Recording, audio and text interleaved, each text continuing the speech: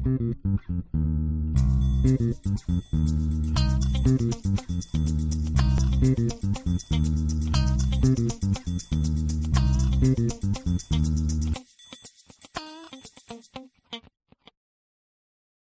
can you both tell me a little bit about the work that you do? Okay, I'm Jasmine and I'm a prevention worker. I predominantly work with school-aged children and students.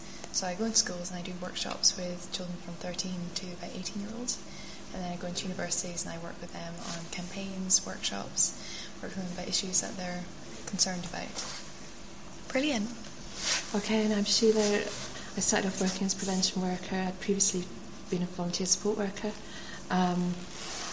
Currently interim manager, and part of the role is looking at different opportunities for the future and the work that we're trying to develop. So while we're working across 12 to 25 years age at the moment, we are looking to develop work down to younger ages as well to get that message out there about prevention.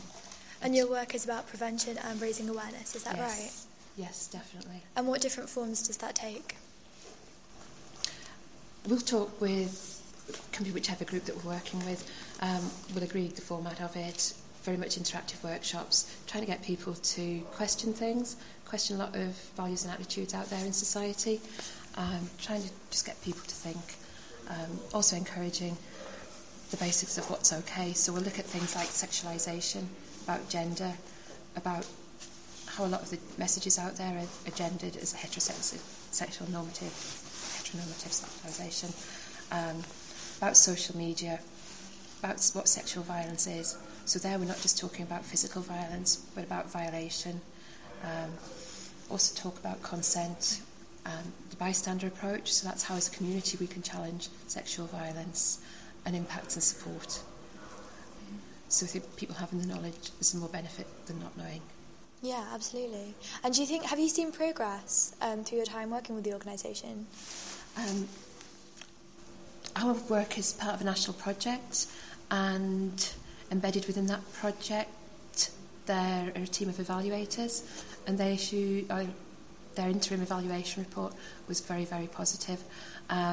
It showed the feedback taken after each session, but also if we do a run of 3 or more workshops with the same group of young people, we're doing a pre and post attitudes and values questionnaire, just trying to get their take on Questions of, although you're looking at situations, so it's everyday scenarios that they might find themselves in as to, would you be comfortable in this? Is this action okay?